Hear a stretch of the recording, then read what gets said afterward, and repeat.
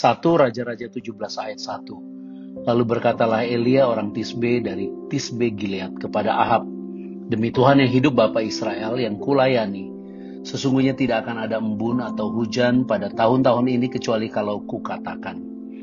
Nama Elia memiliki arti Tuhanku ialah Yahweh. Ayat ini menulis bagaimana Nabi Elia yang dengan penuh otoritas mengatakan bahwa tidak akan ada embun atau hujan di Israel, dan hal itu benar-benar terjadi.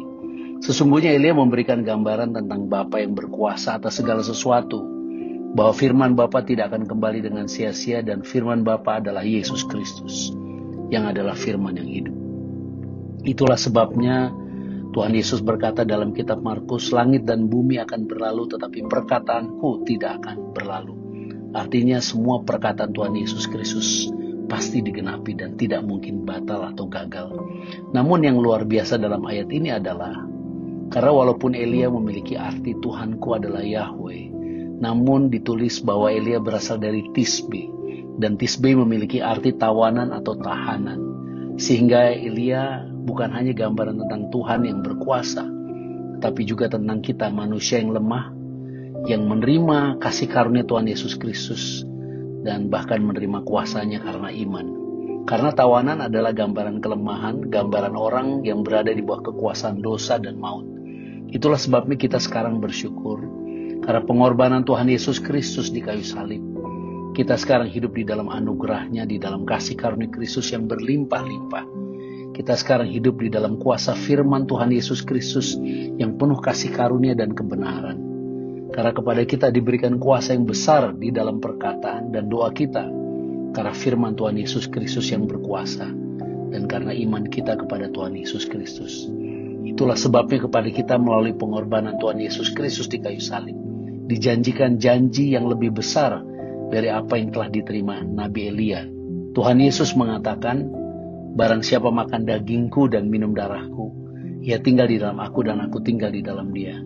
Kita bukan hanya menerima pengampunan dosa, tetapi kita menjadi satu dengan Dia yang berkuasa atas segala-galanya. Kita menjadi satu dengan Dia yang firman-Nya tidak akan gagal dan tidak akan batal. Itu semua karena anugerah yang diberikan kepada kita di dalam pengorbanan Tuhan Yesus Kristus di atas kayu salib. Itulah sebabnya Tuhan Yesus kemudian berkata, "Jikalau kamu tinggal di dalam aku," artinya kita selalu menerima tubuh dan darahnya, selalu mengingat kasih-Nya. "Dan firman-Ku tinggal di dalam kamu," artinya kita beriman kepada semua perkataan Tuhan Yesus Kristus. Tuhan Yesus katakan, "Apa saja yang kamu kehendaki, kamu akan menerimanya." Artinya lebih dari Elia yang mengatakan perkataan penuh kuasa.